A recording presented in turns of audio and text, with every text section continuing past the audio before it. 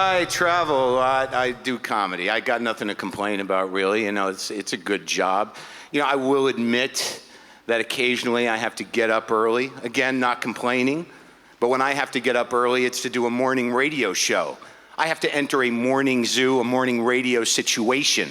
That's kind of tricky. I'm sure you're familiar with morning radio. Generally, the morning radio format, there's a main guy, there's a laughing guy, and there's a baffled and shocked woman. That's the classic setup. If I was to do just a sound impression of morning radio, it would be Burr, Burr, Burr, Burr, Burr, Burr, Burr, Burr. Oh, fellas.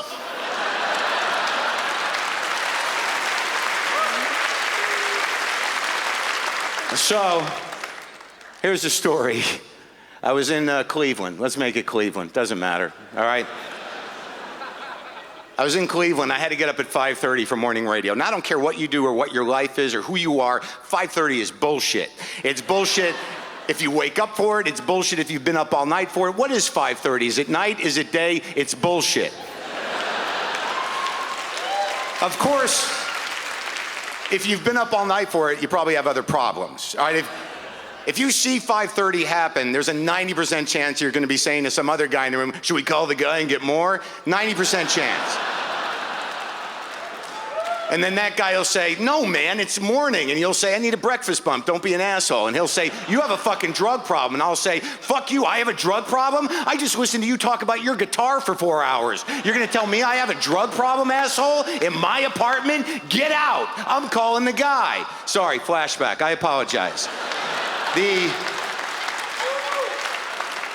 All right, so here's what happens.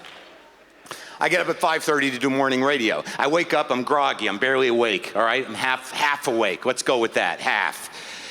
And I realize I've forgotten my toothbrush, all right? So some part of me says, what's wrong with you, you idiot? You forgot your toothbrush? You're a professional traveler. What are you, a moron? How could you forget your toothbrush? And the other part of me is like, hey, why don't we stop yelling? I just woke up. And the other part of me is like, you shut up, you idiot. This is on you. You forgot it. And the other part of me is like, really, you got to relax. And then a voice I don't recognize goes, oh, fellas. And I'm like, oh, my God, am I there already? Am I there already? And then I realize, all right, if I call the front desk, if you call the front desk of a hotel, they will, and ask them for a toothbrush, they'll give you like half a toothbrush. It's not a real toothbrush, it's like a facsimile of a toothbrush, but it'll get you through until you get to a drugstore to get a real toothbrush. But part of you will think like, why do they even give these out? They're not even real toothbrushes. Another issue, another joke. Now, so I call up the front desk at 5:30. You know what, let's make it a few minutes later, because I know some of you might be out there thinking, well, you woke up at 5:30, you had the conversation with yourself, that must have taken a few minutes. So, if we're going to believe the credibility of this story, you might want to up the minute count on the phone call, or else it's sort of bullshit, am I right? All right, so 5:36, I call the front desk of the hotel. No one answers the phone. That's a lonely feeling. Why is there no one answering the phone at the front desk of a hotel? There's always supposed to be someone at the front desk of a hotel. What's happening down there? That's weird. What was weirder was my first thought when no one answered the phone at the front desk was, oh, fuck, zombies. All right, this was a real fear. I was not trying to make myself laugh. It was a genuine fear in that moment. I don't know what that says about us as a people, as a culture, that I had a genuine fear of zombies, but I know it was genuine because there were thoughts that followed, and those thoughts were, how many more are left like me? Should I be stockpiling food? Do I need a weapon of some kind? And then I remember distinctly taking a deep breath and thinking, I'm not prepared to lead.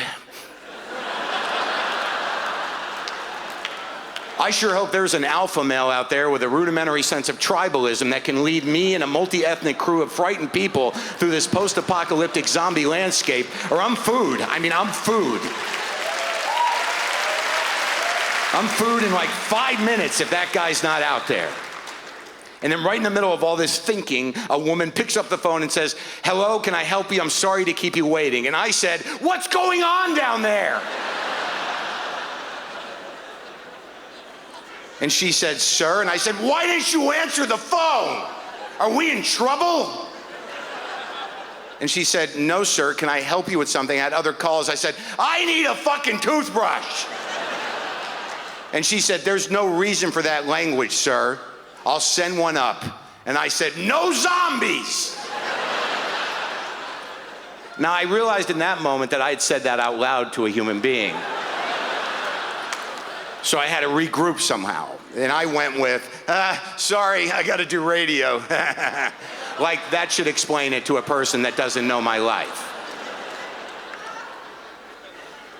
So I hung up the phone knowing full well that that woman must have turned to whoever was nearest to her and said, there's a man on crystal meth upstairs. But that doesn't really add up because he asked for a toothbrush.